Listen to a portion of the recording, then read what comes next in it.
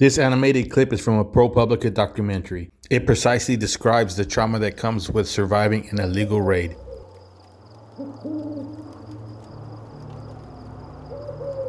A raid is one of the most defensive and intrusive ways to place yourself in someone's life.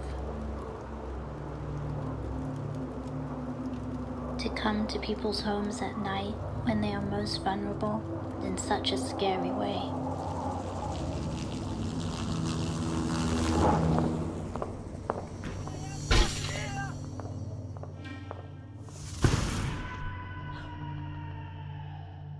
And when that happens to someone who isn't the right target, they're left with that trauma, night after night and years after.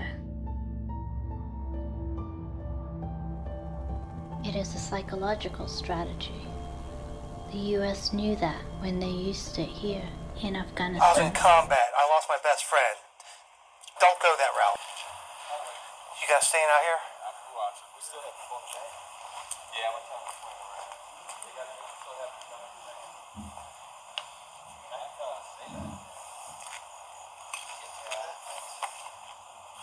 Yeah, that's the next question. There's no locker over there. Stay over on that side. Somebody jump on that. There looks to be a locker. Let's just pop this fucker. Alright. Let's just do this thing. Let's just do this thing.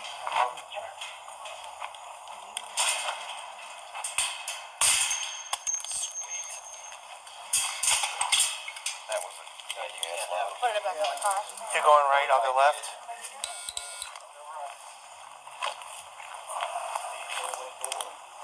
First on your left. Yep.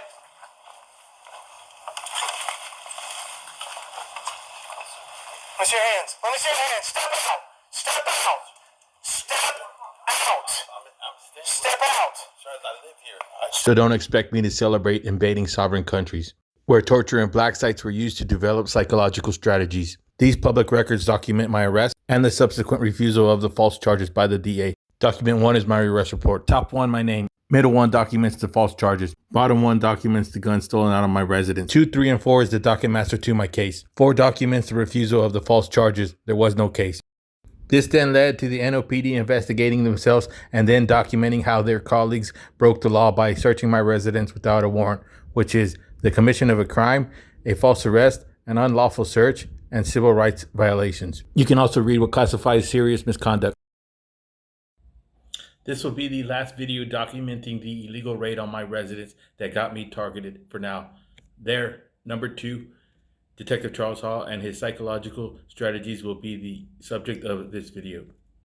Detective Charlie Hall, photographed here, did everything in his power to get me to admit to crimes I never committed and to degrade me as a human. I asked Detective Hall and a female detective, Amanda, if they had a warrant to search my residence. They ignored me. I asked if both detectives could handcuff me after their first search, found nothing. I was ignored again. I finally asked if they could get some clothes that I can put on. They continued to ignore me like I wasn't speaking English. In Charles Hall's night watch headshot, he has a body-worn camera on. When he illegally raided my residence in White, he wasn't wearing a body-worn camera. So his statements were captured on other people's body-worn camera.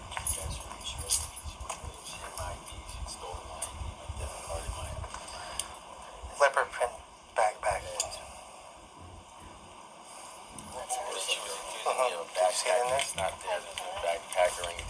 Here's the image of a leopard. A leopard print bag is what they're looking for. The leopard bag turns into a cheetah bag. Neither bag existed. Cameras on you, right? You can check. Yeah, you can see if I can say that. You said that she can say I can say that. When that sergeant came up and asked about a bag, you said she didn't have a cheetah bag when she came here. I didn't say anything about a cheetah. I don't even know what cheetah is. I don't even know what a cheetah is. So where's the bag then? I don't know. I don't Oh understand. God, dude, you're killing me, Smalls. She clearly got us all out here, so he can tell us. All right, so bruh, so look, I would suggest at this point, unless you just, I'm gonna tell you, where it's at. It's never been in there, sir. I'm not lying to you. bruh, I'm just telling you, going to jail for aggravated assault and aggravated battery. Why? But she's on her way. What am I? We're giving you a chance to come off of property. What does your bag look like? Sir, What does your bag look like? it is a leopard print bag. The leopard bag becomes a cheetah bag, then it becomes a cheetah purse, according to Charles Hall. And his psychological strategies. Lock up your house door. You have to go into the door, lock it up top. Then how does that door lock? It's locked up automatically. Oh, it locks automatically. So Okay. that one, it's just the bar lock doesn't move. Is that where the cheetah purse is? Sir, I had to throw it out there. I'm sorry. Sir, I just had to I throw don't it out. think it's funny. I'm going No, to it's jail not. for no No, it's not reason. funny. It's I'm going to definitely jail because someone stole my ID. Yeah, you go to jail because you pulled a weapon on her. No, sir, I didn't pull a weapon on her, sir. I couldn't get my ID from her. She wouldn't. She was fighting. You said you pulled a gun out. I never said I pulled a gun on her, sir. I Relax said your I hand. had a gun there Relax your so she hand. could understand that I was serious and that I wasn't gonna. That's the definition of aggravated assault, Joel. Yes, it is. Oh, yes, it is. Trust me, Sir, she it had my is. ID and my debit on her person, sir. That I've sent people to the penitentiary for that. So that is a definition of aggravated assault. Pulling a gun on somebody just to prove a point. I didn't point the gun at her, sir. I didn't. Okay. I just had it in my hand. All right, bro. All right, bruh. Kenner, bruh. What you say? Exactly. Even if she takes it to the right house. She's lying about most of it. Lying about all of it. That means the police were lying about everything, Ball. And Detective Charles Hall was born in a barn because he didn't know how to close the door. Or was he dog whistling me, a psychological strategy? So this, Can I get my debit card and my ID? No, you're not going to be able to have it inside. along with this, all I could think about is what am I going to do when I get out? All my doors had to be left open. My only possession would be torn up underwears I was supposed to clean my floorboards with. It was the only time I ever felt like this. Somebody stole your gun. They robbed me. I went to jail. Tried to refuse. I didn't go any to jail. I almost killed myself. My sister was dead. I was very traumatized. Just to be clear, Detective Hawes, Sergeant Bowser's, and Arresting Officer Stanley's mind games and brutality evoked thoughts that I had never considered ever. These public servants were trying to put me away for life on knowingly false allegations and left all my doors open. No, sir, I didn't even point it at her. I just had it just so she could know that I wasn't. I I was want to make serious. sure, because I mean, if She you was pointed making at her, sure. No, then sir. it's a different story. But No, sir, you but can you be had it in arrested. your hand. You try to make her leave. Is that what you're Yes, saying? sir. Okay, Yes, sir. all right. That's What's- it. what's your last name? Standing my ground till she could leave. She had my ID and my debit card. What's your last name? De La Rosa, sir. Spell it. DELAROSA. So here's my side of the story. The female showed up to my house unannounced, uninvited. 1 week earlier, I put her on a bus and gave her $40 so she could get an ID so she could get a job. Before she left, I told her in the most polite and honest way, I did not want to see her again and not to come by my house. But here she was outside my gate against my better judgment and let her in. She got what she came for and wanted to get daiquiris afterwards. So I went to the bathroom. When I got out, my debit and ID were missing. How was I going to pay for the daiquiris? I searched everywhere and couldn't find my debit or ID.